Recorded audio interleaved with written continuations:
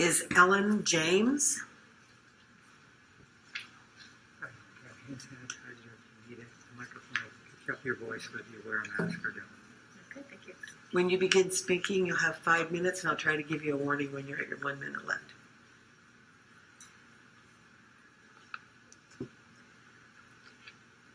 My husband wanted me to point out that no one has sanitized the podium between any of the speakers. Just want to put that out there. That's why you're using hand sanitizer. I don't need it. It's good. Thank you.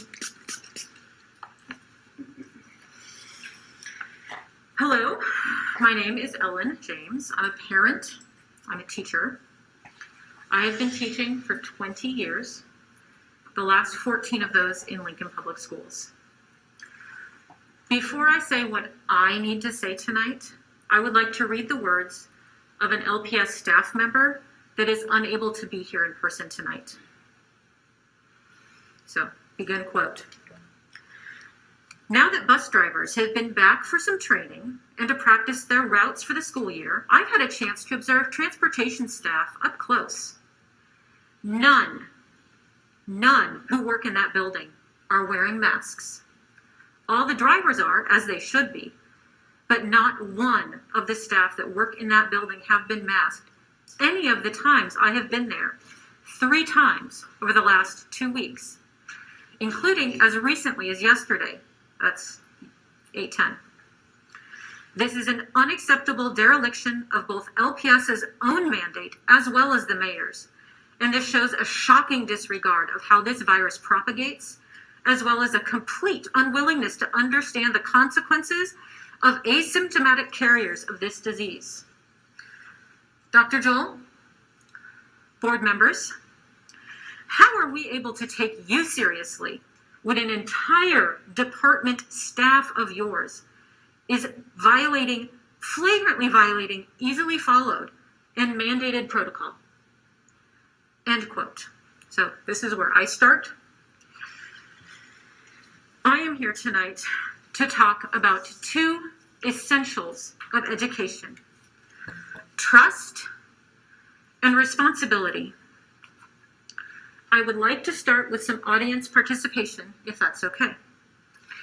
Raise your hand if you are physically present in the room. Raise your hand if you're physically present in the room. Who's physically here? Bodies are in the room. Physically present? Again, this is public comment. We're doing not comment. You can't raise your hand?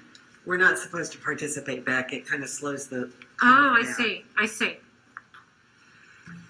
Okay, well, my next question was raise your hand if you're sad that Husker football is canceled. I'm sure that's hard for a lot of you. Questions are going to get a little more personal now. How many of you have ever taken a suicidal 2nd grader to the school social worker's office? How about taking an angry and sometimes violent suicidal high school junior to the counselor?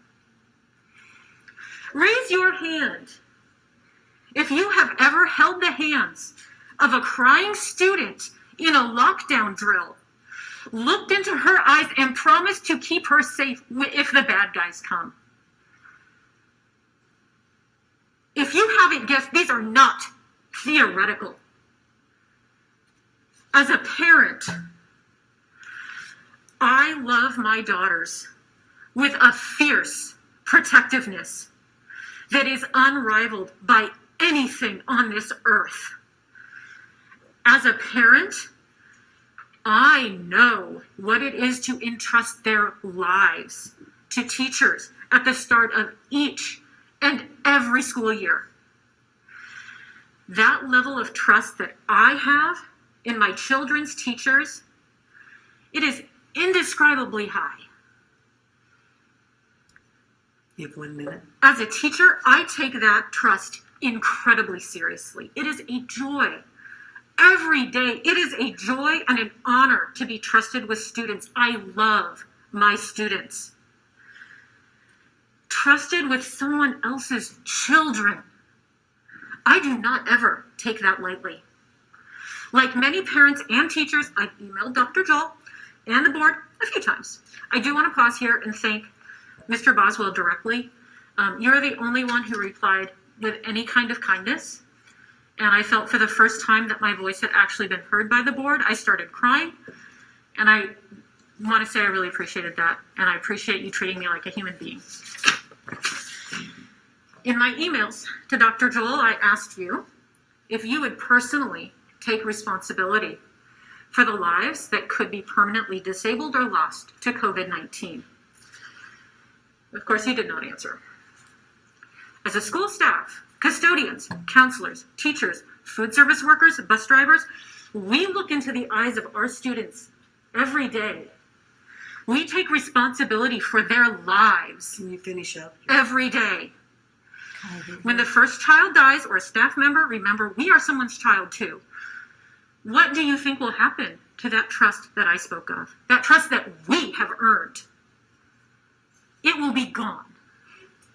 And when the death of that first child happens, that Dr. Rauner has so clearly said he's okay with, don't you dare send a message expressing your deepest condolences for the extreme tragedy of the life lost. Don't you dare. Because by definition, a tragedy is an unpreventable event, and you are not taking the personal responsibility to You're at prevent 6 it. minutes. Thank you. Thank you for this opportunity to speak.